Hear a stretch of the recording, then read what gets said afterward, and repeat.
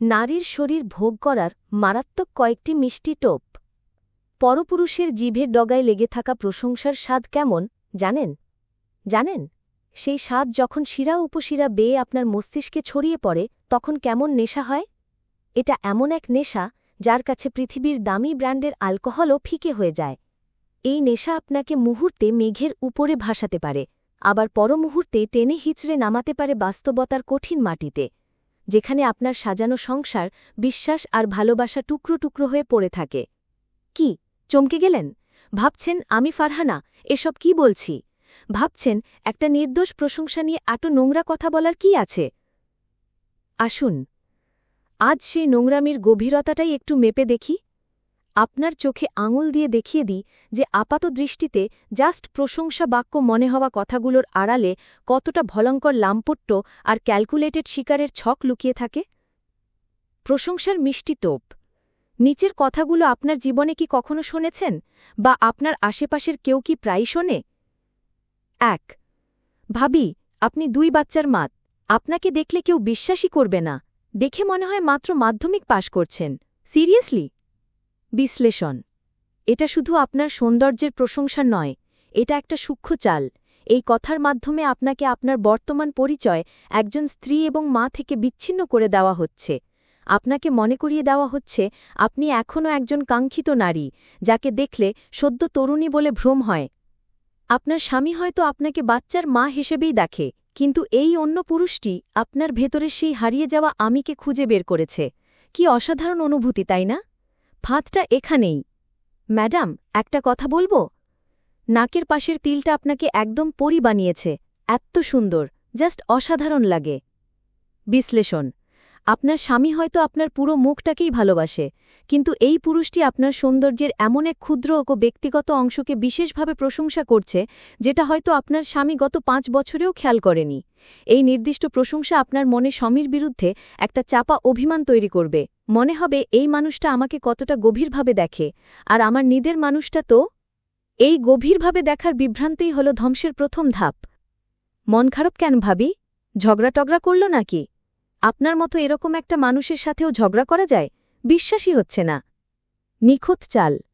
আপনার এবং আপনার স্বামীর মধ্যকার সামান্য মনোমালিন্যের মুহূর্তে তৃতীয় কেউ এসে যখন আপনাকে নির্দোষ এবং ফেরেস্তার সার্টিফিকেট দেয়, তখন স্বাভাবিকভাবেই স্বামীর প্রতি আপনার ক্ষোভ বহুগুণ বেড়ে যায়। আপনি ভাবতে শুরু করেন, আমি তো আসলেই ভালো, সমস্যাটা তাহলে ওরই। এই পুরুষটি তখন আপনার কাছে সহানুভূতিশীল বন্ধু বা সোলমেট হয়ে ওঠে, যে আপনাকে বোঝে। অথচ এর আড়ালে সে আপনার দাম্পত্যের ফাটলটাকে আরও বড় করার কাজেই ব্যস্ত থাকে। একটা কথা বলি আপু, আপনার কণ্ঠটা এত সুন্দর, টানা ২৪ ঘণ্টা শুনলেও বোরিং লাগবে না। বিশ্লেষণ। শারীরিক সৌন্দর্যের বাইরে গিয়ে যখন কেউ আপনার কণ্ঠ বা ব্যক্তিত্বের এমন প্রশংসা করে, তখন সেটা আরও গভীরে গিয়ে আঘাত করে। আপনার মনে হতে পারে এই মানুষটা কেবল আমার শরীর নয়, আমার আত্মাকেও সম্মান করছে। কিন্তু সত্য হল, এটাও ফাঁদে ফেলার একটা অত্যাধুনিক কৌশল। সে আপনাকে বোঝাতে চাইছে সে আপনার সব কিছুরই পূজারী। এই পূজা পাওয়ার লোভ সামলানো খুব কঠিন, তাই না? আমি ফারহানা, একজন নারী হিসেবে জানি এই শব্দগুলোর টান কতটা অপ্রতিরোধ্য হতে পারে।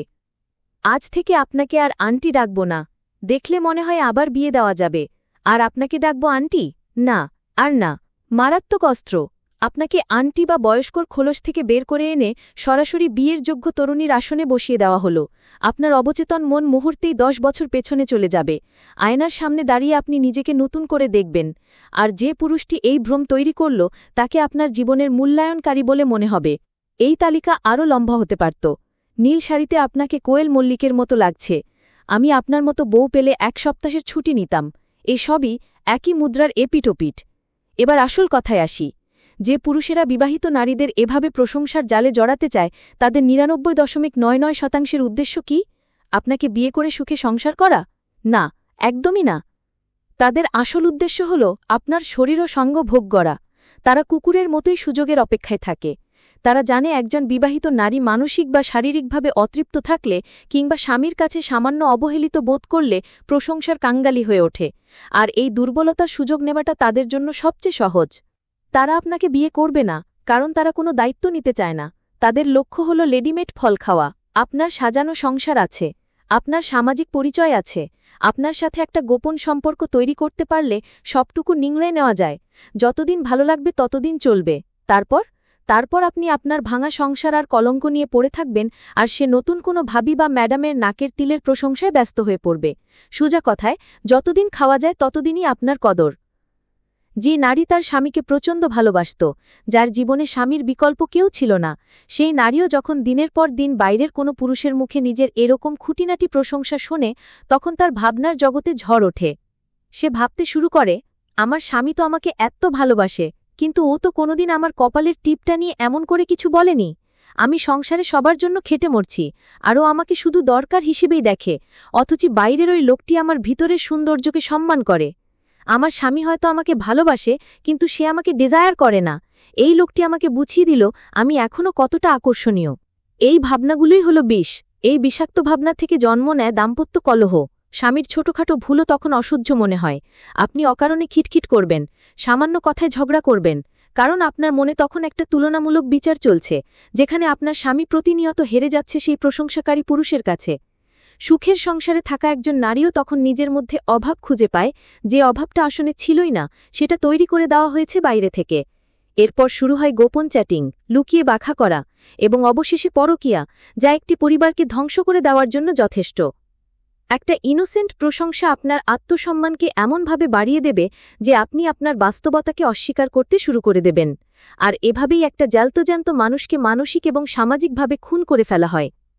আমি জানি প্রশংসা শুনতে সবারই ভালো লাগে, কিন্তু আপনাকে বুঝতে হবে কোনটা নির্দোষ প্রশংসা আর কোনটা উদ্দেশ্যপ্রণোদিত টোপ। যে পুরুষ আপনার সৌন্দর্যর প্রশংসা করার জন্য সুযোগ খুঁজে বেড়ায়, আপনার ব্যক্তিগত জীবনে সহানুভূতি দেখানোর নামে নাক গলায়, আপনার দাম্পত্যের খুঁটিনাটি জানতে চায়, সে কখনোই আপনার বন্ধু হতে পারে না। সে একজন শিকারী। এটা ভাবার কোনো কারণ নেই যে যারা ভাবি টার্মের প্রশংসা করছে এরা ফ্রি মাইন্ডে ইনোসেন্ট মন নিয়ে করছে। না, এরা অবশ্যই কুমতল্য নিয়েই প্রশংসা করে। একই কথা পুরুষদের ক্ষেত্রেও প্রযোজ্য। কিছু নারীও সুদর্শন পুরুষ বা অফিসের বসকে ফ্লার্ট করে নিজের কার্যসিদ্ধি করতে চায়। ফাঁদ দুই দিক থেকেই হতে পারে। তাই যদি জীবনে সুখী হতে চান, নিজের পরিবারকে ভালোবাসেন, তাহলে এই ধরনের মানুষের কাছ থেকে 100 হাত দূরে থাকুন। কারো মিষ্টি কথায় গলে যাবেন না। যে আপনার রূপের বা গুণের প্রশংসা করে আপনাকে আপনার স্বামীর বিরুদ্ধে দাঁড় করিয়ে দিতে চায়, তাকে সরাসরি ব্লক করুন। কারণ এই প্রশংসার আড়ালে লুকিয়ে থাকা বিষাক্ত সাপটি ছোবল দেওয়ার আগেই তাকে চিনে ফেলাটা বুদ্ধিমানের কাজ। মনে রাখবেন, আপনার স্বামী হয়তো কবি নয়, সে হয়তো প্রতিদিন আপনার নাকের তিলের প্রশংসা করে না, কিন্তু দিন শেষে অসুস্থ হলে মানুষটা সেই আপনার পাশে নির্ঘুম রাত কাটায়, আপনার সন্তানের দায়িত্ব নেয়, আপনার সংসারের ভার বয়। ক্ষণিকের নেশার জন্য এই স্থিরস্থায়ী আশ্রয়টাকে নষ্ট করবেন না। কুকুর থেকে সাবধান। ফারহানা।